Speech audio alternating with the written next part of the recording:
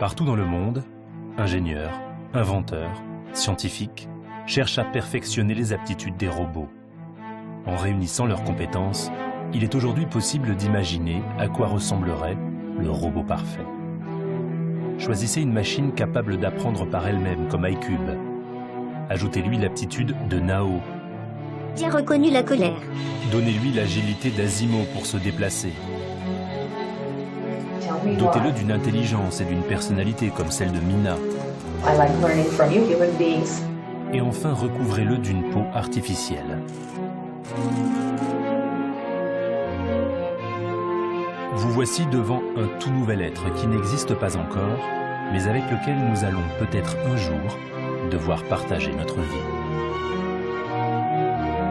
Imaginez que ce robot-là soit capable simplement de faire le ménage et la cuisine. Vous lui envoyez un email en lui disant par exemple vous vouliez un plat le soir et quand vous rentrez à la maison, votre appartement est propre et avec le menu.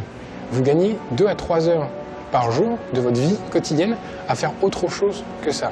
Ça va permettre également à des gens de rester chez eux parce qu'il y aura un robot capable de prendre les bonnes décisions et d'appeler un médecin éventuellement si quelque chose ne va pas. On pourrait très bien avoir l'effet inverse. Que non seulement on ne règle pas le problème de l'isolement, mais en plus on l'accentue. Comme c'est pas anodin de mettre un enfant de 6 mois devant une télé, c'est pas anodin de mettre un robot humanoïde dans une famille, dans une entreprise. Ça a un impact et il faut se poser la question de ce qu'il peut être et est-ce qu'il est souhaitable. Je crois qu'on ne peut pas vivre sans un lien avec les autres.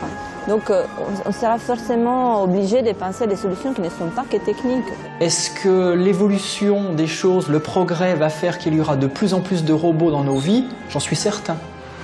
On ne pourra pas l'empêcher et on ne peut pas être pour ou contre. Aujourd'hui, les robots sont capables de comprendre les gestes, sont capables de comprendre la voix.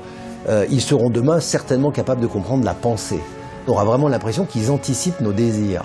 Et qui sait, il y a même certaines personnes qui tomberont carrément amoureux de robots. Et ça ne va pas s'arrêter, parce que ça ne peut pas s'arrêter. Ça ne peut pas s'arrêter. Conçus pour participer à notre monde, qu'on les redoute ou qu'on les attende avec impatience, nous allons devoir, nous, les humains, leur faire plus de place et accepter pour de bon l'idée de vivre avec des robots. De quelle manière? C'est encore à nous d'en décider.